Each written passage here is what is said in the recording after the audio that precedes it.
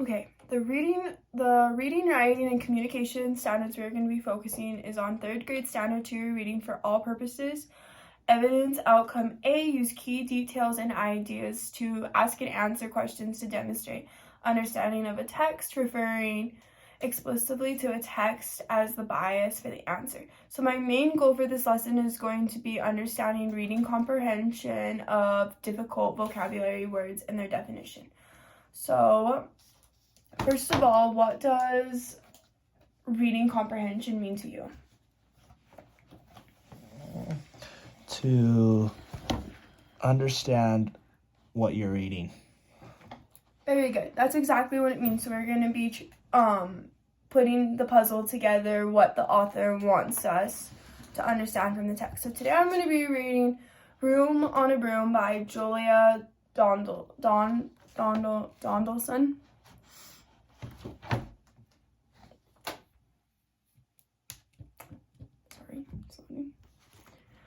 The witch had a cat and a very tall hat and long ginger hair which she wore in a plait.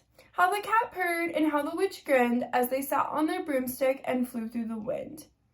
There are some difficult words in there. So what do you think plait means? It says the witch had a cat and a very tall hat, which we can see right in the picture.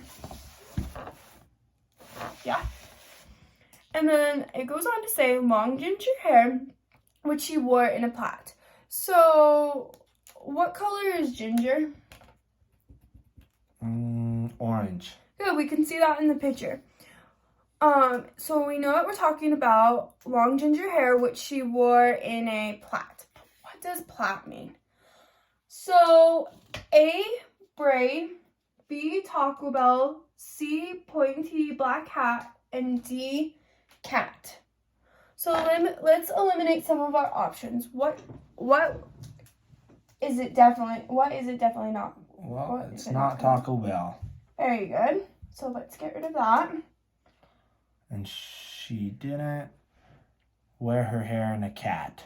That's just funny. That's right. Okay, so I have 2 options, braid and a pointy black hat.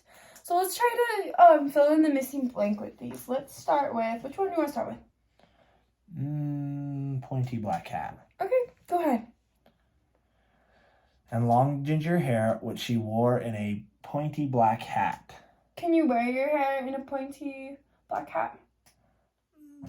That one makes a little bit of sense. Okay, so we can put a star by that one. Let's try A. And long ginger hair, which she wore in a braid. How does that one sound to you? Yeah. I think that works. So my sister wears hair in a braid. Good. So plait means braid. So that means that it's a braid. Okay, very good. Okay, let's go on to the next paragraph. But how the witch wailed and how the cat splat. When the wind blew so wildly, it blew off the hat. So what do you think wailed means?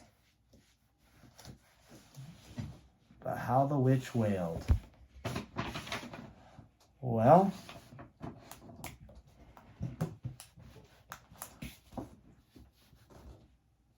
you gonna put some answers up or should I answer? Yeah, I just want to know what you think it means. I'm not too sure. This one's hard.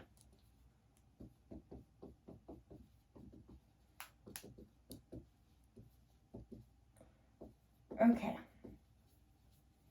So it says about how the witch wailed and how the cat splat. So it says when the wind blew so wildly. So if the wind is blowing wildly, what do you think would be happening if she was on a broom in the air? She might be out of control a little bit. Yeah, and since the wind was blowing wildly, it caused her hat to blow off. So here are options. Being quiet. B. Give a cry. Flying in the air.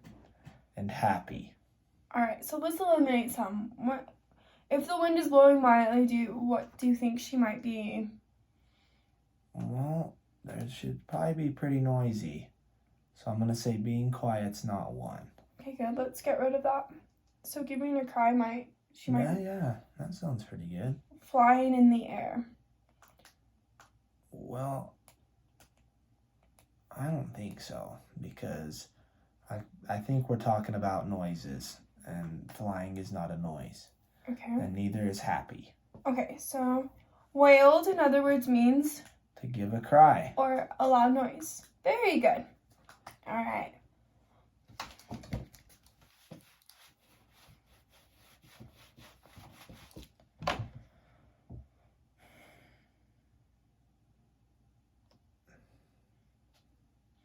Down cried the witch, and they flew to the ground. They searched for the hat, but no hat could be found.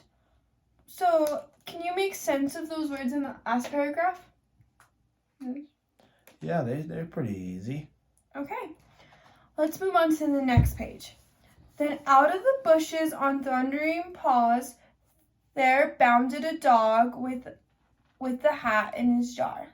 So now we have another character is The dog. very good. He dropped it politely, then eagerly said, as the witch pulled the hat firmly down on her head, I am a dog as keen as can be. Is there room on the broom for a dog like me? Ooh, I spot a difficult word in there, which is, what do you think it might be? Keen. I think it would be keen. And what do you think keen might be? Might mean?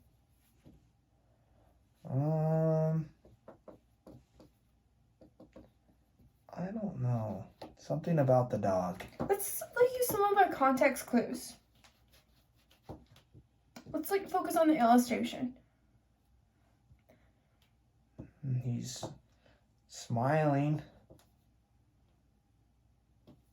Okay, so we can see that the dog is smiling. So he has a good feeling because he found what? The hat. Okay, let's look at our options. Let's eliminate. Do you think keen means A? Maybe. Happy. B, inspired. C, sad. D, confident. Well, he's not sad. Because Okay, he's smiling. let's eliminate that one.